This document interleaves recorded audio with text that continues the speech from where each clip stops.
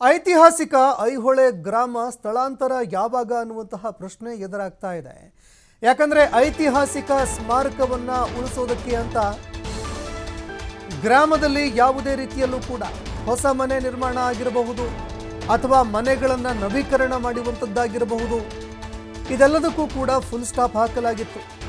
ಯಾಕಂದ್ರೆ ಮನೆಗಳನ್ನು ನಿರ್ಮಾಣ ಆಗಿರಬಹುದು ಅಥವಾ ಅಕ್ಕಪಕ್ಕದಲ್ಲಿ ಕಾಮಗಾರಿಗಳು ನಡೆದಿದ್ದೇ ಆದರೆ ಆ ಒಂದು ಕಾಮಗಾರಿಗಳಿಂದ ಐತಿಹಾಸಿಕ ಏನು ಸ್ಮಾರಕಗಳಿದೆ ಅದಕ್ಕೆ ಸಮಸ್ಯೆಯಾಗತ್ತೆ ಅಂತ ನಿರ್ಧಾರ ಮಾಡಲಾಗಿತ್ತು.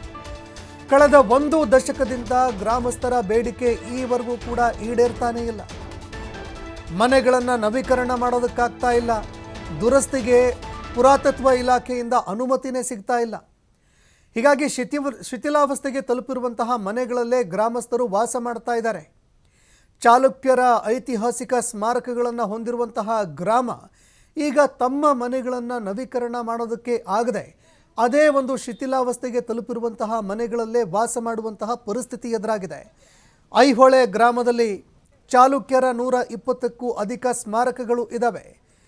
ಸರ್ಕಾರ ಸ್ಮಾರಕಗಳನ್ನು ಸಂರಕ್ಷಣೆ ಮಾಡೋದಕ್ಕೆ ಅಂತ ಗ್ರಾಮ ಸ್ಥಳಾಂತರ ಮಾಡೋದಕ್ಕೆ ನಿರ್ಧಾರ ಮಾಡಿತ್ತು. ಇಡೀ ಆ ಊರು ಏನಿದೆ ಅದನ್ನೇ ಸ್ಥಳಾಂತರ ಮಾಡಬೇಕು ಅಂತ ನಿರ್ಧಾರ ಮಾಡಿತ್ತು. ಆದಷ್ಟು ಬೇಗ ನಮ್ಮ ಗ್ರಾಮವನ್ನು ಸ್ಥಳಾಂತರ ಮಾಡಿಕೊಡಿ ಅಂತ ಗ್ರಾಮಸ್ಥರು ಮೇಲಿಂದ ಮೇಲೆ ಮನವಿ ಮಾಡ್ಕೊಳ್ತಾ ಇದ್ದಾರೆ. ಆದರೂ ಕೂಡ ಇದರಲ್ಲಿ ವಿಳಂಬ ಧೋರಣೆಯನ್ನು ಅನುಸರಿಸ್ತಾ ಇರುವಂಥದ್ದು ಗ್ರಾಮಸ್ಥರಿಗೆ ಆಕ್ರೋಶ ಮೂಡಿಸ್ತಾ ಇದೆ. ಇನ್ನು ಐಹೊಳೆ ಅವಸ್ಥೆ ಯಾವ ರೀತಿಯಾಗಿ ಇದೆ ಅಂತ ನೋಡಿದಾಗ, ಯಾಕಂದರೆ ಮನೆಯೂ ಕೂಡ ಸ್ಥಳ ಬಿಟ್ಟು ಬೇರೆಡೆ ಹೋಗೋದಕ್ಕೆ ಆಗದೇ ಇರುವಂತಹ ಪರಿಸ್ಥಿತಿ, ಯಾಕಂದರೆ ಸರ್ಕಾರ ಈಗಾಗಲೇ ಸ್ಥಳಾಂತರ ಮಾಡಿದೆ. ಮತ್ತೊಂದೆಡೆ ಈಗ ಇರುವಂತಹ ಮನೆಗಳೇನಿದೆ ಆ ಮನೆಗಳನ್ನು ನವೀಕರಣ ಮಾಡೋದಕ್ಕೂ ಆಗ್ತಾ ಇಲ್ಲ, ಅಥವಾ ಹೊಸ ಮನೆ ನಿರ್ಮಾಣ ಮಾಡಬೇಕು ಅಂದರೆ ಅದಕ್ಕೂ ಕೂಡ ಆಗ್ತಿಲ್ಲ. ಹೀಗಾಗಿ ಅನೇಕ ಸಮಸ್ಯೆಗಳು ಕಾಡ್ತಾ ಇದೆ.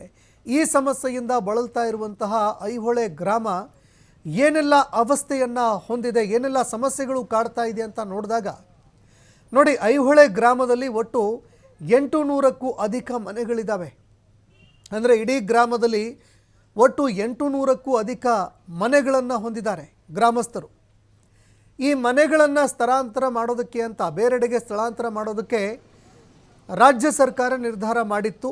ಸ್ಥಳಾಂತರ ಮಾಡೋದಕ್ಕೆ ನಿರ್ಧಾರ ಕೂಡ ಮಾಡಲಾಗಿತ್ತು, ಸಿದ್ಧತೆಗಳನ್ನು ಕೂಡ ಮಾಡಿಕೊಳ್ಳಲಾಗ್ತಾ ಇತ್ತು.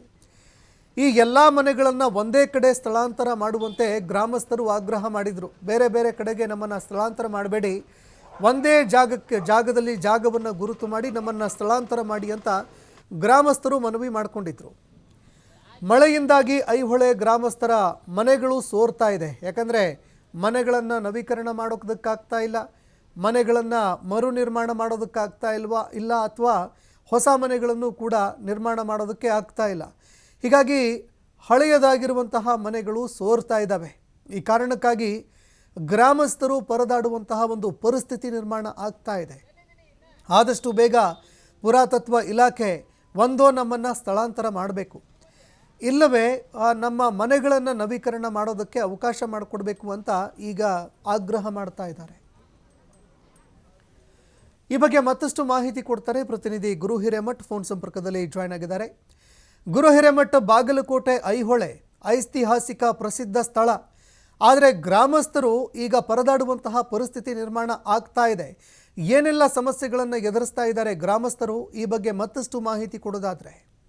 ಸಂತೋಷ್, ಖಂಡಿತ ಏನು ಐಹೊಳೆ ಸ್ಥಳಾಂತರ ಮಾಡ್ಲಿಕ್ಕೆ ಸಾಕಷ್ಟು ಸರ್ಕಾರಗಳ ಬದಲಾದ್ರೂ ಇಲ್ಲಿಯ ಜನಪ್ರತಿನಿಧಿಗಳು ಹಾರಿಕೆ ಉತ್ತರಗಳನ್ನ ಕೊಡೋದ್ ರೀತಿಯಲ್ಲಿ ಹೋಗುವಂತ ಸಂದರ್ಭ ಮತ್ತೆ ಒದಗಿರುವಂತದ್ದು. ಮುಖ್ಯವಾಗಿ ಈಗಾಗಲೇ ಕಳೆದ 1 ವರ್ಷಗಳ ಹಿಂದೆ ಪ್ರವಾಸೋದ್ಯಮ ಸಚಿವ ಇಲಾಖೆಯ ಸಚಿವರಾಗಿರತಕ್ಕಂತ ಎಚ್ ಕೆ ಪಾಟೀಲ್ ಅವರು ಕೂಡ ಭೇಟಿಯಾದಂತ ಸಂದರ್ಭದಲ್ಲಿ ಇಲ್ಲಿ 800 ಮನೆಗಳನ್ನ ಸ್ಥಳಾಂತರ ಮಾಡ್ಬೇಕು ಅನ್ನೋ ನಿಟ್ಟಿನಲ್ಲಿ ಇಲ್ಲಿ ಪ್ರವಾಸೋದ್ಯಮ ಇಲಾಖೆಗೆ ಕೂಡ ಭೇಟಿಯಾದ್ರು. ಅದಾದ್ಮೇಲೆ ಪುರಾತತ್ವ ಇಲಾಖೆಗೆ ಸಂಬಂಧಪಟ್ಟಂತೆ ನೋಟಿಸ್ ಅನ್ನ ಕೊಡೋ ರೀತಿಯಲ್ಲಿ 120 ಮನೆಗಳನ್ನ ಸ್ಥಳಾಂತರ ಮಾಡ್ಲಿಕ್ಕೆ ಮುಂದಾಗಿರುವಂತದ್ದು. ಆದ್ರೆ ಇಲ್ಲಿವರೆಗೂ ಯಾವುದೇ ರೀತಿ ಕ್ರಮಕ್ಕೆ ಮುಂದಾಗಿಲ್ಲ ಅನ್ನುವಂಥದ್ದು ಒಂದು ಕಡೆ. ಆದ್ರೆ ಇಲ್ಲಿ ಕನಿಷ್ಠ 120 ಮನೆ ಅಲ್ಲದೆ ಇಲ್ಲಿ 800 ಮನೆ ನಿವಾಸಿಗಳು ವಾಸವಾಗಿರುವಂತದ್ದು. ಮುಖ್ಯವಾಗಿ ಅವರ ಮನೆ ಏನಾದ್ರೂ ಮಳೆ ಟೈಮ್ ನಲ್ಲಿ ಸೋರುವಂತ ಸಂದರ್ಭ ಆಗಿರ್ಬೋದು, ದರಕುಳಿ ಬೀಳುವಂತ ಸಂದರ್ಭ ಆದ್ರೂ ಕೂಡ ಅದನ್ನ ನವೀಕರಣ ಮಾಡಿ ಕಟ್ಲಿಕ್ಕೆ ಕೂಡ ಇಲ್ಲಿ ಪುರಾತನ ತತ್ವ ಇಲಾಖೆ ಅವರಿಗೆ ಬಿಡಲ್ಲ ಅಂತಕ್ಕಂಥದ್ದು ಇಲ್ಲಿಯ ಮುಖ್ಯವಾಗಿರ್ತಕ್ಕಂಥ ರೈತರ ಒಂದು ಇಲ್ಲಿಯ ಜನರ ಒಂದು ಆಗ್ರಹವಾಗಿರುವಂತದ್ದು. ಮುಖ್ಯವಾಗಿ ಪುರಾತತ್ವ ಇಲಾಖೆ ಇದನ್ನ ಸ್ಥಳಾಂತರ ಮಾಡಿ ಆದ್ರೂ ಕೊಡಿ, ಇಲ್ಲ ನಮಗೆ ಇಲ್ಲಿ ನವೀಕರಣ ಮಾಡ್ಕೊಂಡು ಇರ್ಲಿಕ್ಕೆ, ನಮಗೆ ಮನೆಯ ವಾಸ್ತವನ್ನ ಮಾಡ್ಲಿಕ್ಕೆ ನಮಗೆ ಇರ್ಲಿಕ್ಕೆ ಆಶ್ರಯ ಬೇಕಾಗಿದೆ. ಆ ಆಶ್ರಯ ಸಂಬಂಧಪಟ್ಟಂತೆ ಸರ್ಕಾರಕ್ಕೆ ಸಾಕಷ್ಟು ಬಾರಿ ಮನವಿ ಮಾಡಿದ್ದೀವಿ. ಆ ಮನವಿಗೆ ಇಲ್ಲಿ ಕೂಡ ಯಾವುದೇ ಸರ್ಕಾರ ನಮಗೆ ಸ್ಪಂದಿಸ್ತಾ ಇಲ್ಲ ಅಂತಕ್ಕಂತ ಆಗ್ರಹವನ್ನ ಕೂಡ ಒಂದ್ ಕಡೆ ಮಾಡ್ತಿರುವಂತದ್ದು. ಈಗ ಸರ್ಕಾರ ಕೂಡಲೇ ಇವರಿಗೆ ಮನವಿಯನ್ನು ಏನ್ ಮಾಡ್ತಿರೋದಂದ್ರೆ, ನಮಗೆ ಎಲ್ಲಾದ್ರೂ ಸ್ಥಳಾಂತರ ಮಾಡಿ ಕೊಡಿ ಅನ್ನುವಂತ ಒಂದು ಆಗ್ರಹವನ್ನ ಕೂಡ ಇಲ್ಲಿಯ ಜನಪ್ರತಿನಿಧಿಗಳಿಗೆ ಮತ್ತು ಇಲ್ಲಿ ಉಸ್ತುವಾರಿ ಸಚಿವರಾಗಿರ್ಬೋದು ಮತ್ತು ಪುರಾತತ್ವ ಇಲಾಖೆ ಅಧಿಕಾರಿಗಳಿಗೆ ಕೂಡ ಮಾಡಿದ್ರು ಕೂಡ ಯಾವುದೇ ಇಲ್ಲಿ ಪ್ರಯೋಜನ ಆಗಿಲ್ಲ ಅಂತಕ್ಕಂಥದ್ದನ್ನ ಒಂದ್ ಕಡೆ ಆರೋಪವನ್ನ ಕೂಡ ಮಾಡ್ತಿರುವಂತದ್ದು. ಸಂತೋಷ್, ಈಗ ಎಚ್ ಕೆ ಪಾಟೀಲ್ ಅವರು ಕೇವಲ 120 ಮನೆಗಳಿಗೆ ಮಾತ್ರ ಸ್ಥಳಾಂತರ ಮಾಡ್ಬೇಕು ಅನ್ನೋ ನಿಟ್ಟಿನಲ್ಲಿ ಅಲ್ಲಿ ಹಣವನ್ನ ಕೂಡ ಕೊಟ್ಟಿರುವಂತದ್ದು. ಆದ್ರೆ ಇಲ್ಲಿವರೆಗೆ ಯಾವುದೇ ರೀತಿ ಕ್ರಮನೇ ಆಗ್ತಿಲ್ಲ ಅನ್ನುವಂಥದ್ದು ಇಲ್ಲಿಯ ಸ್ಥಳೀಯರ ಆಗ್ರಹವಾಗಿದೆ. ಧನ್ಯವಾದಗಳು ಗುರು ಹಿರೇಮಠ್ ನಿಮ್ಮೆಲ್ಲ ಮಾಹಿತಿಗೆ.